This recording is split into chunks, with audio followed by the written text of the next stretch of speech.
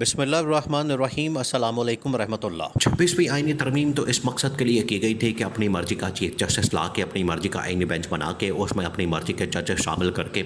عدلیہ کو مکمل طور پر کنٹرول کر لیا جائے، اور اس کا جو راستہ کھولا ہے وہ کھولا ہے قاضی فائز عیسیٰ نے۔ جسٹس منصور علی شاہ اور جسٹس منیب اختر نے اس کے راستے میں بھرپور قسم کی مزاحمت کی ہے، مخالفت کی ہے، اور اس کے راستے میں رکاوٹ پیدا کرنے کی کوشش کی ہے، لیکن لگتا ہے کہ جسٹس یحییٰ آفریدی جو اس وقت چیف جسٹس آف پاکستان ہے وہ مکمل سہولت کاری کرنے کے اندر مصروف ہو گیا ہے اور ان کے ہاتھوں میں چلا گیا ہے، حکومت کے ہاتھوں میں چلا گیا ہے اور حکومت کے کنٹرول میں چلا گیا ہے، جس کی وجہ سے اس کے پاس اب کوئی اختیار موجود نہیں ہے۔ ایک تو یہ بے بس قسم کا، لاچار قسم کا، بے اختیار قسم کا چیف جسٹس بن گیا ہے، جس کے پاس سوائے ان مقدمات یا کیسز کے 302 کے مقدمات، طلاق کے مقدمات، حلالے کے مقدمات، یا 3 5 مرلے کے مقدمات، اس طرح کے مقدمات کے علاوہ چیف جسٹس آف پاکستان کے پاس اب کوئی مقدمات نہیں آنے والے۔ وہ صرف ان مقدمات کی سماعت کر سکتا ہے، اور باقی بچے جو مقدمات جو آئینی معاملات کے متعلق، ریاستی معاملات اور حکومتی معاملات کے متعلق، وہ جائیں گے کس کے پاس؟ جسٹس امین الدین خان کی سربراہی میں بننے والے 7 رکنی بینچ کے پاس، اور یہ وہ بینچ ہے جو کہ انہوں نے اپنی مرضی سے بنوایا حکومت نے 26ویں آئینی ترمیم کر کے۔ اب چیف جسٹس یحییٰ آفریدی وہ بھی یہاں پر سہولت کاری کرنے میں مصروف ہو گیا ہے حکومت کی، اور جسٹس امین الدین خان وہ ویسے ہی قاضی پارٹ 2 ہے، تو قاضی پارٹ 2 ہونے کے ناطے آپ اسے انصاف کی توقع بالکل بھی نہیں کر سکتے۔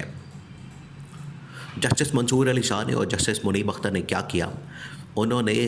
بذات خود ججز کمیٹی کی میٹنگ کال کی اور بذات خود اس کا فیصلہ کر لیا۔ وہاں پر چیف جسٹس کو بلایا گیا یحییٰ آفریدی کو، لیکن یحییٰ آفریدی نے اس کمیٹی کے اندر آنے سے انکار کر دیا۔ تو وہاں پر دونوں ججز نے یہ فیصلہ کیا کہ ہم 26ویں آئینی ترمیم کے متعلق جو درخواستیں اس وقت سپریم کورٹ کے اندر پینڈنگ ہیں، اور ان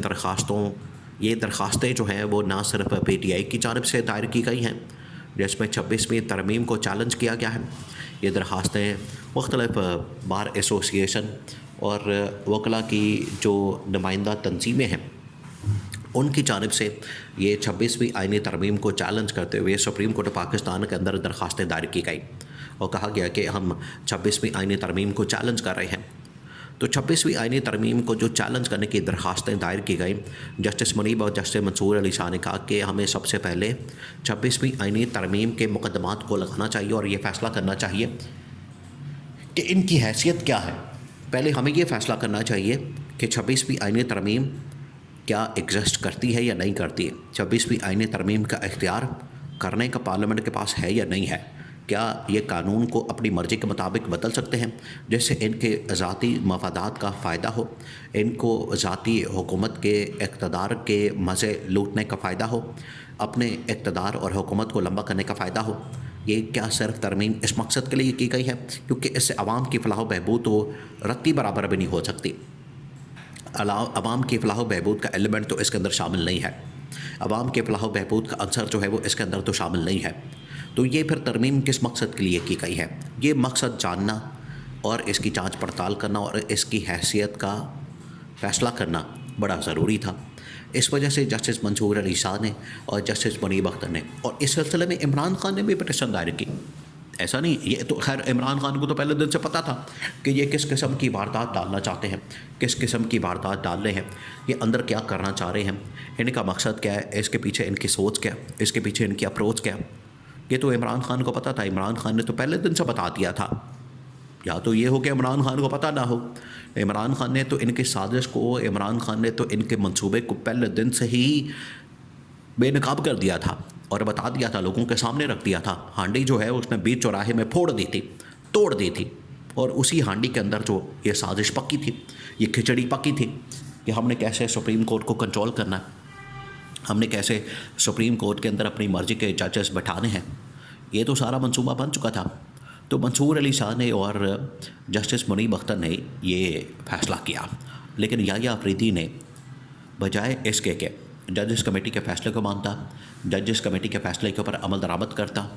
اور یہ جتنی درخواستیں آئی ہیں 26ویں آئینی ترمیم کو چیلنج کرنے کے لیے، ان کو ٹیک اپ کرتا، ان کو سنتا، 26ویں آئینی ترمیم کی حیثیت کا فیصلہ کرتا کہ اس کی کیا حیثیت ہے۔ چیف جسٹس یحییٰ آفریدی نے کیا کیا کہ جوڈیشل کمیٹی کی میٹنگ کال کر کے اس نے کیا کیا کہ وہاں پر آئینی بینچ بنا کے تو جو جسٹس معین الدین خان ہے اس کا سربراہ اس کو بنا دیا. یہ سہولت کاری کی گئی, یہ بریک واردات ڈالی گئی. تو اب جسٹس معین الدین خان نے اس کے اوپر کام شروع کر دیا ہے آئینی بینچ کے اوپر. تو اس کا مطلب یہ ہوا کہ یہ صرف پاکستان بھر میں ایک ہی آئینی بینچ موجود ہے جو کہ جسٹس معین الدین خان کے سربراہی میں کام کر رہا ہے. تو باقی سارے کیا غیر آئینی بینچز ہیں جو کہ جسٹس منصور علی شاہ نے یہ ریمارکس دیے. تو جسٹس معین الدین خان کی سربراہی میں جو بینچ بنایا گیا, اب آپ اس کی اوقات دیکھ لیں. اس کے اندر جسٹس مسرت ہلالی, جسٹس جمال مندوخیل, جسٹس نعیم اختر افغان اور جسٹس معین الدین خان, یہ 4 ججز ہیں. 7 رکنی بینچ ہے, 3 ایک طرف 4 ایک طرف, اور یہ حکومتی ججز ہیں. 4-3 سے اگر فیصلہ آئے گا تو آٹومیٹکلی حکومت کے حق میں چلا جائے گا. اس میں ایک اور جج مل جائے 5 ہو جائیں گے. لیکن یہ 4 میں سے کوئی ایک ادھر نہیں جا سکتا, حکومت کے خلاف نہیں جا سکتا, وہ حکومت کے حق میں جائے گا. 4 ججز جب حکومت کے حق میں چلے گئے, ان کے اپنے مسلط کردہ انسٹال کردہ یہ ججز ہیں, تو پھر یہ تو نظر آ گیا کہ جتنے فیصلے ہوں گے ریاستی معاملات کے متعلق, حکومتی, آئینی اور جتنے یہ سارے معاملات ہیں, اس میں تو حکومت کو ایج مل گیا ہے. اور یہی حکومت واردات ڈالنے جا رہی تھی 26ویں آئینی ترمیم کے تناظر میں. لیکن آج بھی انہوں نے آئینی بینچ نے کام شروع کر دیا ہے, آئینی بینچ کے اوپر عمل درآمد ہو گیا ہے. لیکن آج بھی منصور علی شاہ اور منیب اختر دونوں اس بات کے اوپر ڈٹے ہیں کہ ہم نے کسی صورت بھی 26ویں آئینی ترمیم کے مطابق سپریم کورٹ کو کام نہیں کرنے دینا, کیونکہ اب یہ جو 26ویں آئینی ترمیم کے نتیجے میں ایک تقسیم, ایک دراڑ اندر خلیج, اندر لڑائی, اندر اختلافات, اندر جو اس وقت تقسیم در تقسیم ہو گئی ہے, اس کی وجہ سے یہ سپریم کورٹ نارمل انداز میں کام نہیں کر سکتی. اب اندر آئینی بینچز کے لڑائی جھگڑے ہوں گے, کیسز ادھر لگانے کے ادھر لگانے کے لڑائی جھگڑے ہوں گے, ان کے اختیارات کے لڑائی جھگڑے ہوں گے, اپنی اپنی ڈومین کے لڑائی جھگڑے ہوں گے, اور دائرہ اختیار کے متعلق بے سوالات کھڑے ہوں گے, اور ہر کوئی اپنی پاور اور اختیارات کے متعلق سوال اٹھائے گا. یہ انہوں نے کام ڈالا ہے ڈیوائڈ اینڈ رول کی پالیسی. نواز شریف وہی پرانا طریقہ واردات, اپنے ججز لانے کا, اپنے لوگوں کو بٹھانے کا, اداروں کا تباہ و برباد کرنے کا, یہ پرانا طریقہ واردات انہوں نے سیم اپلائی کیا ہے اس وقت سپریم کورٹ پاکستان کے اوپر, اور پکڑ کے سپریم کورٹ کا پٹھا بٹھا دیا ہے, پوری کی پوری سپریم کورٹ اڑا دی ہے. لیکن آج بھی منیب اختر سمیت منصور علی شاہ, اطہر من اللہ, جسٹس عائشہ ملک, یہ وہ تمام ججز ہیں جو کہ آج بھی